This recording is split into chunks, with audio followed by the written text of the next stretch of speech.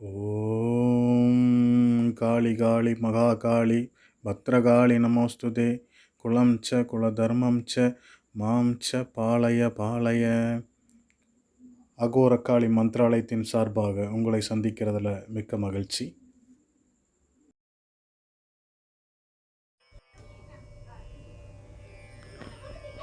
தென்னாடுடைய சிவனையை போற்றி, எந்நாட்டவர்க்கும் இறைவா போற்றி போற்றி. அரகர மகாதேவ். ஓம் காளி ஓம் காளி ஓம் காளி. மற்றொரு வீடியோ பதிவில் உங்கள் எல்லாரையும் சந்திக்கிறதுல மிக்க மகிழ்ச்சி. இது வரைக்கும் நம்முடைய சேனல் சப்ஸ்கிரைப் பண்ணி, லைக் பண்ணி, ஷேர் பண்ணி ஒத்துழைப்பு கொடுத்துட்ருக்கக்கூடிய அத்துணை பேருக்கும் முதல்ல நன்றியை தெரிவிச்சுக்கிறேன். இப்போது இந்த வீடியோ பதிவு எதை பற்றினது அப்படின்னு சொன்னால், 100% கைமேல் பலன் கொடுக்கக்கூடிய அஷ்டமா சித்திகள் அனைத்தையும் வாரி வாரி வழங்கக்கூடிய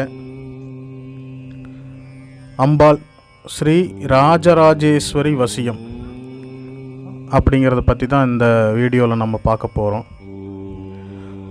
அம்பாள் ஸ்ரீ ராஜராஜேஸ்வரியை பற்றி பெரும்பாலும் எல்லாருக்கும் தெரிஞ்சிருக்கும்னு நினைக்கிறேன். தெரியாதவங்க தசமகா வித்யை அப்படின்னு சொல்லி அம்பாள் வழிபாடு இருக்குது. அதை பற்றி தெரியாத ஒரு மாந்திரீகரோ அல்லது ஒரு ஆன்மீகவாதியோ இருக்க முடியாது. தசமகா தேவியர்களை பற்றி தெரியாமல் எந்த ஒரு ஆன்மீகவாதியும் மாந்திரிகவாதியும் இருக்கிறது சாத்தியமில்லை. அப்படிப்பட்ட தசமகா வித்தையில் முதன்மையான தெய்வம்தான் இந்த ஸ்ரீ ராஜராஜேஸ்வரி அப்படிங்கிற அம்பாள். இந்த அம்பாளை வழிபடுறது மூலியமாக நம்ம அனைத்து விதமான இகபர சுகபோகங்களையும் அனுபவிக்க முடியும். அதே சமயம் உங்களுடைய இறுதி காலம், உங்களுடைய ஆன்மா முக்திக்குண்டான வழியை நோக்கி அழைத்து செல்வதற்கும் இந்த தேவி வழிபாடுங்கிறது ரொம்பவுமே கை கொடுக்கக்கூடியதாக இருக்குது.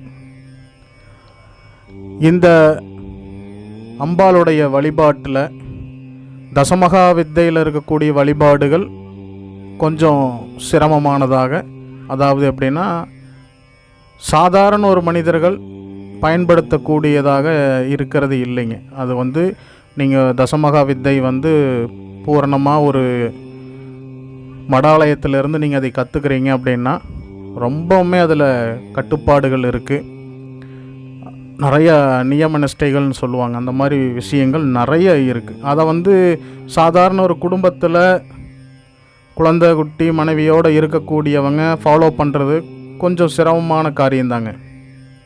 இது என் அனுபவத்திலே நான் சொல்கிறேன். அப்போ இதே விஷயத்தை என்னுடைய குருநாதர்களாக இருக்கக்கூடிய நிறைய பேர்கிட்ட கேட்டிருக்கேன்.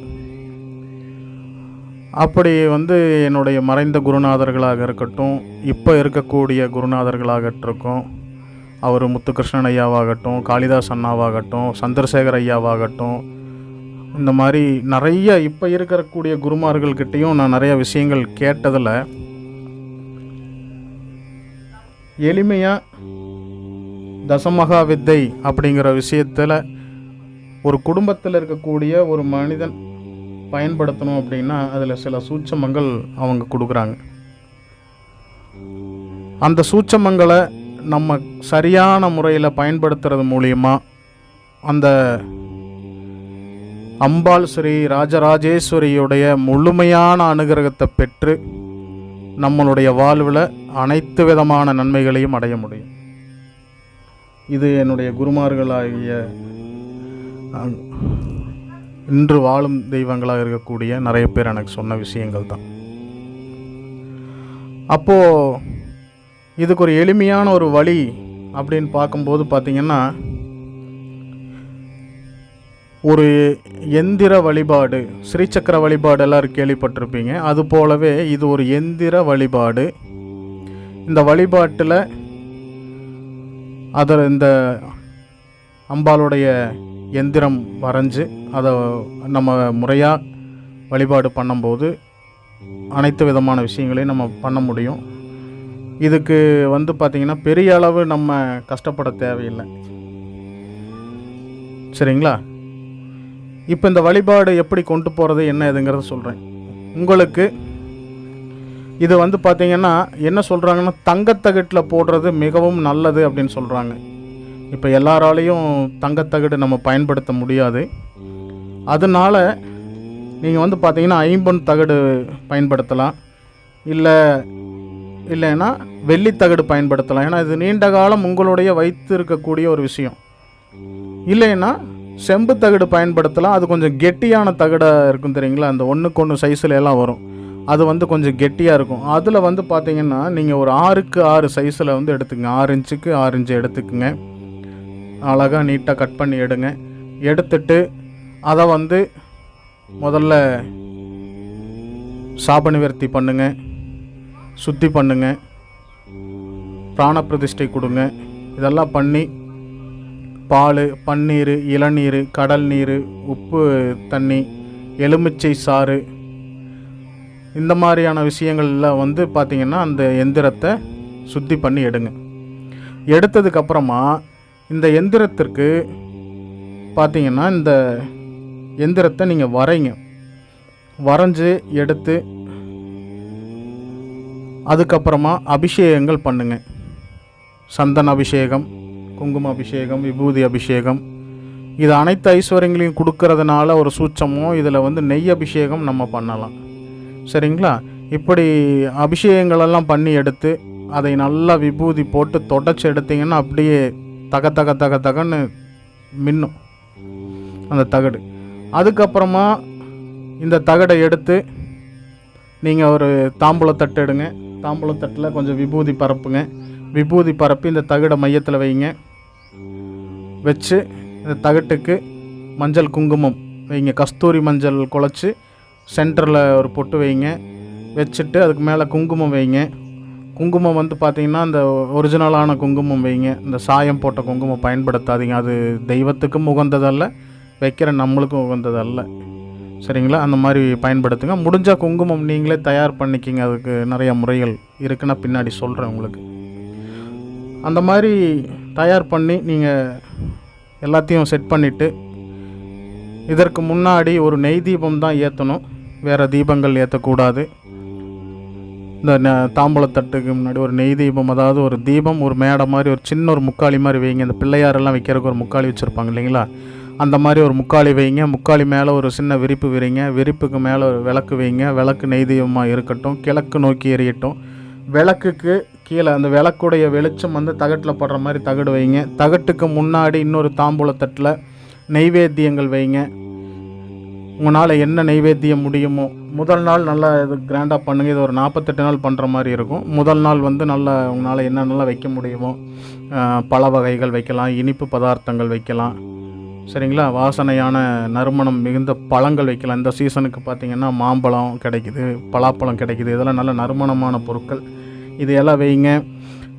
சுவாமிக்கு பார்த்திங்கன்னா தகட்டுக்கு நீங்கள் மல்லிகைப்பூ வைக்கலாம்.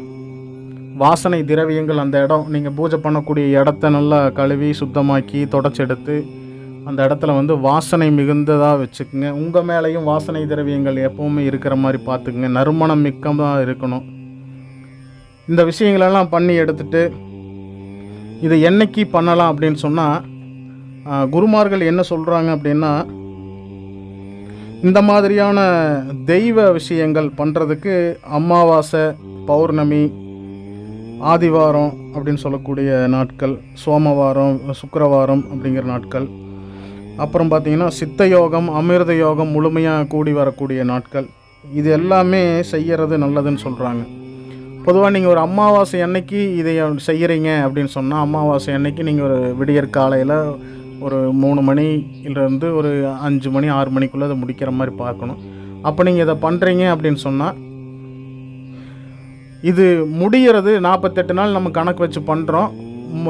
முடிகிறதும் அதே மாதிரி அமாவாசையில் ஆரம்பிச்சிங்கன்னா ஒரு பௌர்ணமியில் முடிகிற மாதிரி பாருங்கள்.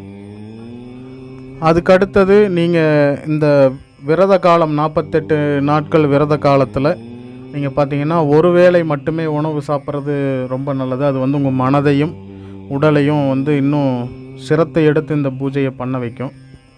இந்த பூஜை பண்ணுறதுனால என்ன பலன் கிடைக்கும்? சாமி எனக்கு இது பண்ணுறதுனால என்ன பலன் கிடைக்கும்? நான் வந்து ஒரு மாந்திரிகனாகணுன்னாலோ இல்லை ஒரு இதாகணுமா, எனக்கு அந்த விருப்பம் கிடையாது. இதனால் என் குடும்ப வாழ்க்கை எப்படி இருக்கும் அப்படின்னா, சகல விதமான ஐஸ்வர்யங்களையும் கொடுக்கக்கூடியவங்க தான் இந்த ராஜராஜேஸ்வரி அந்த அம்பாள். சரிங்களா? இதை மந்திரத்தை இதை பயன்படுத்தணும் அப்படின்னா நீங்கள் ஒரு மாந்திரிகராகவோ ஒரு ஆன்மீகவாதியோகவோ இருக்க வேண்டிய அவசியம் இல்லைங்க. ஒரு சாதாரண மனிதராக கூட நீங்கள் வந்து இந்த காரியத்தை செய்ய முடியும். உங்களுடைய குடும்பம், குழந்தைகள், உங்களுடைய வம்சம் அனைத்துமே மேல் நோங்கி இருக்கணும் அப்படிங்கிற ஒரு எண்ணம் இருக்கக்கூடிய யார் வேணாலும் இதை பண்ணலாம். இதுக்கு ஆண் பெண் பேதம் கிடையாது. இதை வந்து பார்த்திங்கன்னா பயன்படுத்தக்கூடிய காலங்களில் மது, மாமிசம், போதை வஸ்துக்கள் பயன்படுத்தக்கூடாது. இந்த 48 நாட்களும் பூரணமான விரதம் இருக்கணும். ஆண் பெண் சேர்க்கை இருக்கக்கூடாது.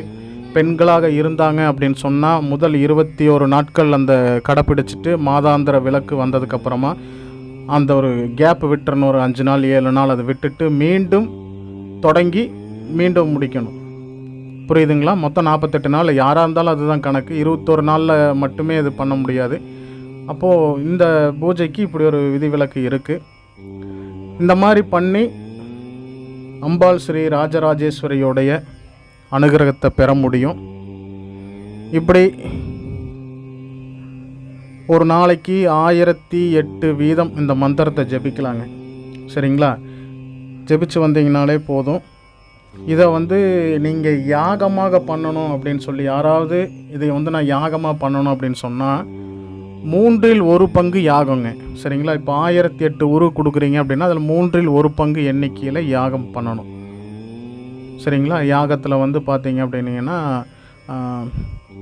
நீங்கள் அம்பாளுக்கு தேனில் யாகம் பண்ணலாம்.